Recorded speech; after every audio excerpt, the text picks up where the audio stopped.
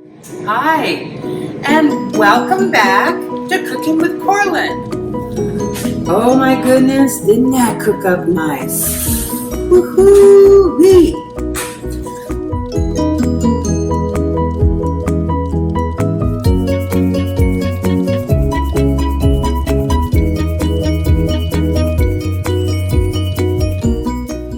Welcome back, Cooking with Corlan Season 2, Episode 2.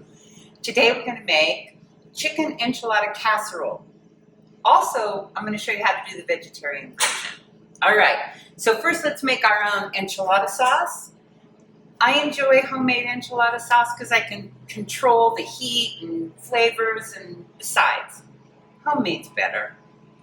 But I've made this casserole, boy, at least 1,000,000 times, and I often use canned enchilada sauce, and that's good too. But for this purpose, let's make some sauce. All right, I'm going to heat my pan up. Just remember, hot pan before the oil goes in. Then we're going to add a couple tablespoons of cooking oil and I'll let that get hot. 4 tablespoons of flour will make a roux. Then we're going to add all of our seasoning, which is, let me read it to you. 3 tablespoons of California chili powder. I prefer California chili powder. There are hotter versions, and you can use that. All right. Half a teaspoon garlic powder, salt, cumin, and then 1/4 teaspoon oregano. I use ground oregano. Okay. Ready? There we go. And then we're going to whisk it. We'll whisk it up. And then we add our chicken broth. Now, if you're making vegetarian version, go ahead and just use vegetable broth. That's even better, right? All right, get my oil in there. Let it heat up before you add your flour.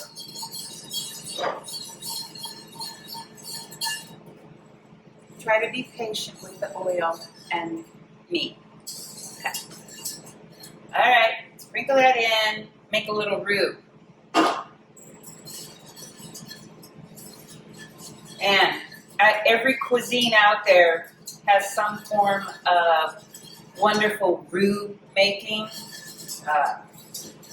If you are a jambalaya aficionado, you're very clear about roux. I don't mean Winnie the Pooh roux. I mean this roux. Flour and oil, flour and butter. Yeah. Okay, let that cook a little bit. You never want raw flour taste in whatever it is you're making, whether it's a gravy and enchilada sauce. Let's face it, is a gravy.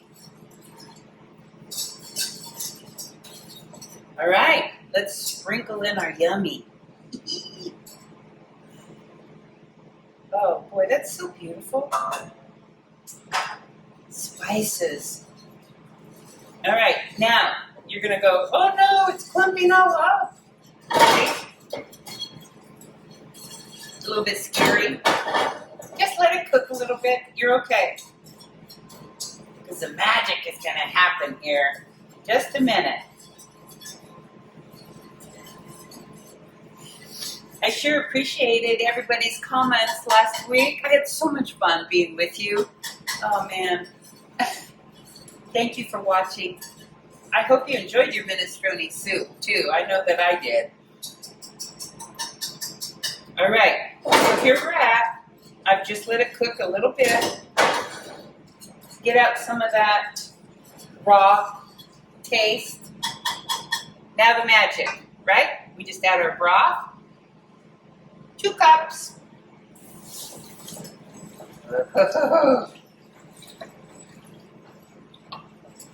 Gravy.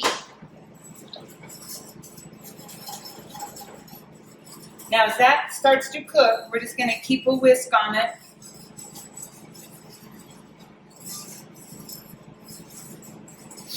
That'll thicken up and we'll have our sauce. Now, as that is starting to thicken up, I'm going to start to get our other ingredients going. Okay? So we've got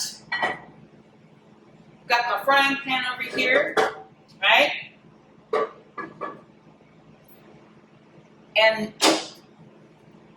the recipe I sent you said get shredded chicken. So that's what I have here. Just shredded chicken. So this is just leftovers from rotisserie chicken.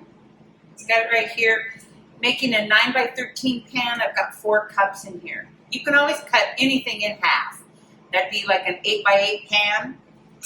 Do 2 cups of filling, half of this recipe, or make enough enchilada sauce that keeps them in the fridge for anything. Cheese enchiladas, my favorite thing in the world. Besides this recipe, I mean, right? Okay. All right, so in my cast iron, we'll start to heat that up. Not too hot, just enough. Okay. See, my enchilada sauce is starting to get thick. It's a beautiful thing. Okay. I think what I'm going to do is just go ahead and move my enchilada sauce to the back of the stove. It's beautiful. I don't know if you can see it. Isn't it beautiful? Oh, it smells amazing. That way I can move my cast iron up here. Be closer to you. Enchilada sauce is done. Okay. So now I've got my cast iron getting warm. And what I want to do, I just want to coat it with some seasoning.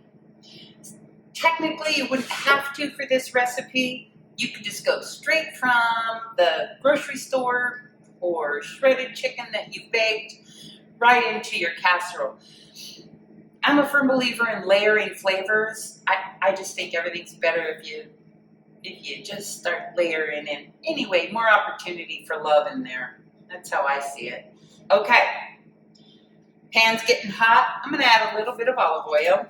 You know, tablespoon, 2, maybe 3. Okay. Now, true confession time. I came to church with all my ingredients today so I could film. I forgot the onion that I wanted to put in this. So I had a little bit of red onion lying around. I'm just going to add that in. So let's pretend like I have a full cup of onion that's going to go in with this. I appreciate your latitude on that. All right. I'm going to let this puppy heat up.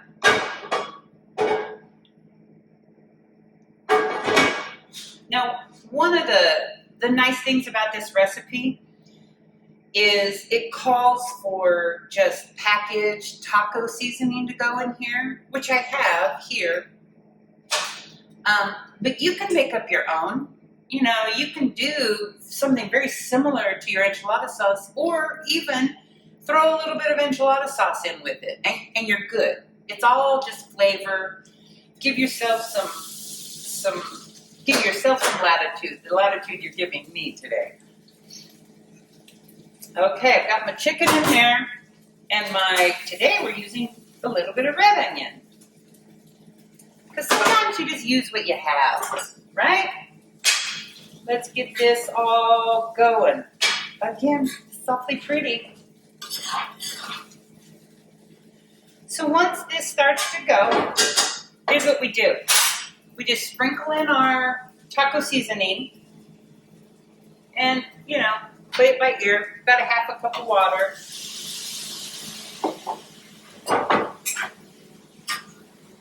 We're just going to stir that up.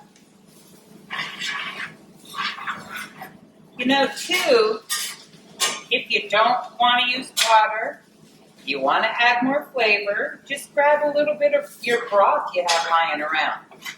You can moisten this up that way. And you're not looking to overly cook this right now. You just want to get some of the flavor of those taco seasoning in there to meld in with your chicken. Now, if you're doing the vegetarian version, or even a vegan version, I like to use kind of a southwestern trinity, which is black beans, squash, onions, corn. I know that that's more than a trinity. So it's really squash, corn, black beans.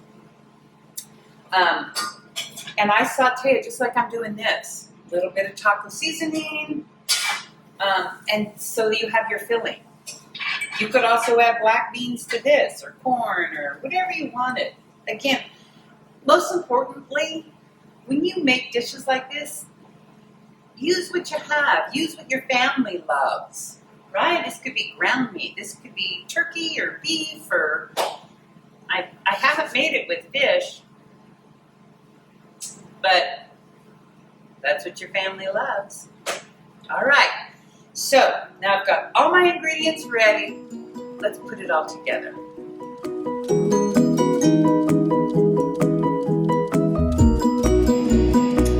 Okay, let's put all these ingredients together and make a little magic, shall we?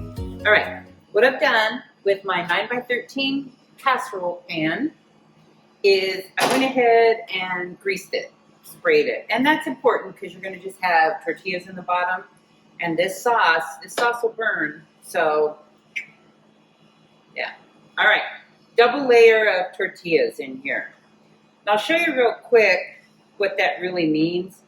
For me, I just layer them so that I use about 8 in here. Looks like this. Sound good? All right. Real simple. We're going to add our chicken. Now, again, this is about 4 cups of chicken. You can put as much in or as little in as you want. Really, honestly. But this just about fills it, and it's almost like a lasagna layering is what you're doing. See? All right. Now we're going to add our cheese. I think our recipe calls for about a cup. So for me, that's just about a handful. Yeah. I think we'll add 2. This is what I feel like. All right. There we go. Oh, maybe even more. There it is. Looks like that. Now I went ahead and took our sour cream and added a 4 ounce. So I have 8 ounces of sour cream to 4 ounces of green chilies. You know, these are not spicy. These are just flavorful. I doubled it because I'm also going to show you how to do a vegetarian version.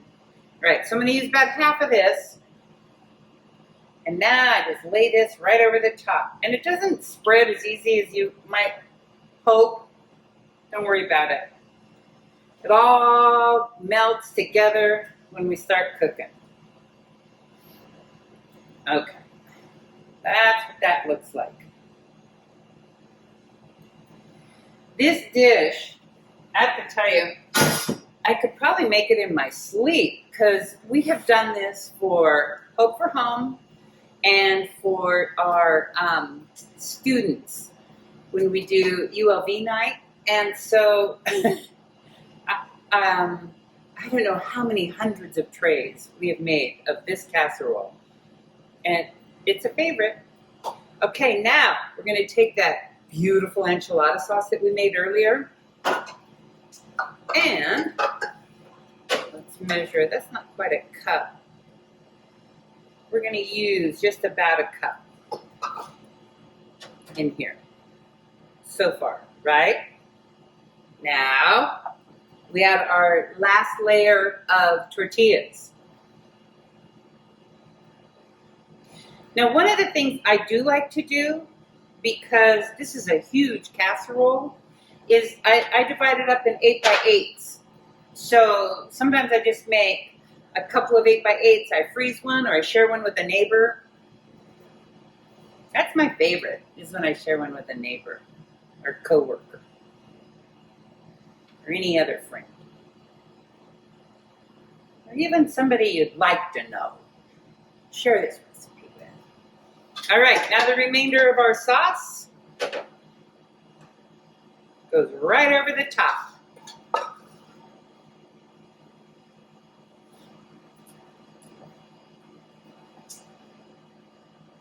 Here, I'll use a spoon.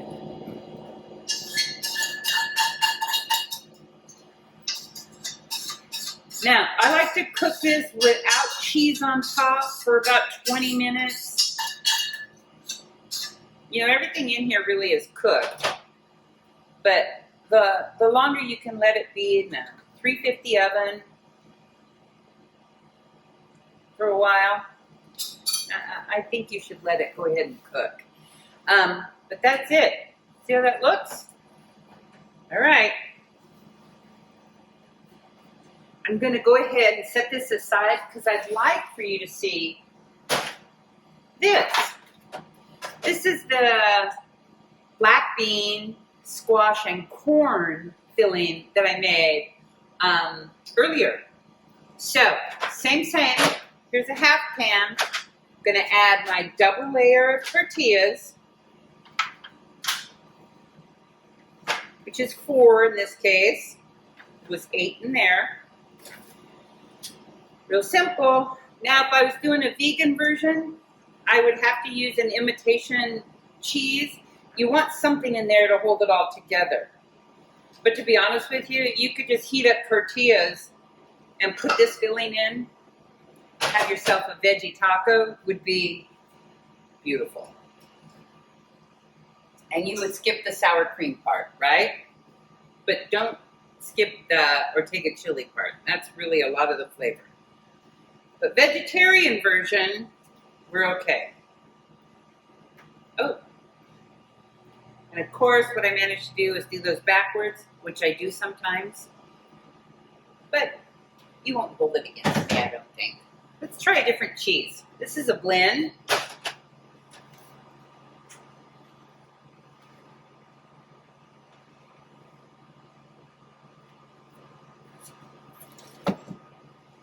Now reserve some cheese so that you can put some on top because you really want that nice little crispy cheese melt. All right. Gonna have to pull out some more enchilada sauce because I used my batch.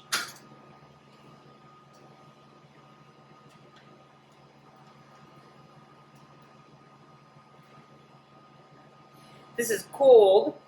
My apologies. This is what it looks like when you store it in your fridge.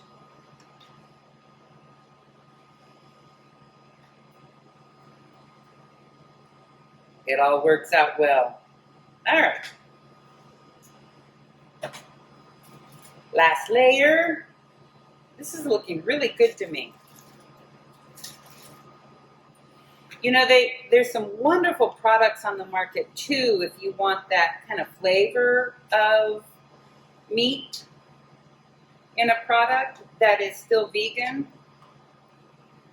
Don't be afraid to use that in this recipe. Okay, there we go. All right, we have 2 casseroles ready to put in the oven. So I'm going to do just that. I'm going to throw them in the oven. When I pull them out, I'll show you how I like to serve it. All right, see you then.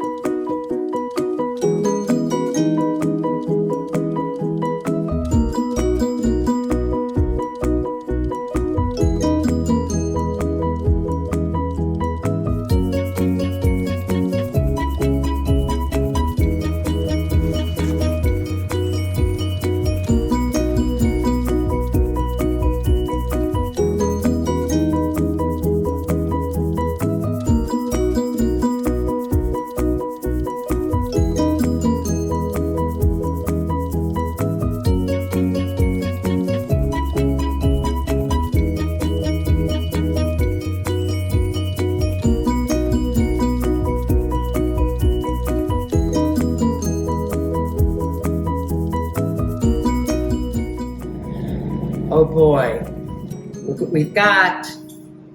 Oh, and the smell is amazing. Okay, let's cut this up and let me show you how I like to serve it. This is the extra one, so we'll cut this up too so you can see the vegetable one. All right, make this quick. Yeah, this is about 12 servings, I think, in the 9x13. Or it could be 9 servings if you want. But let's start with 12. You know, one of my favorite ways to eat this casserole, well, I always love to eat it with friends or family. But I also like to serve it, usually with some fresh fruit. I think is nice, because anytime you have spice, it's always nice maybe to have a little bit of a green salad. Let's put that on the plate with it. So pretty, isn't it? I like a little bit of spring onion or green onion, and I like that on top of mine. If you're a cilantro kind of person, go ahead, break up some pieces and put that on. And fresh fruit. Fresh fruit is always great.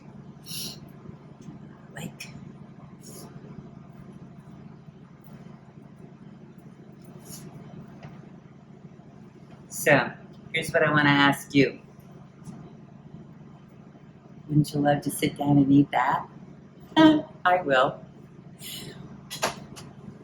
When you're done serving dinner or supper or lunch, I just want you to know, if you put this in the refrigerator, break it out in the morning, mix it up with some scrambled eggs, serve it with tortilla chips, you might start making this dish just for breakfast, because it's delish.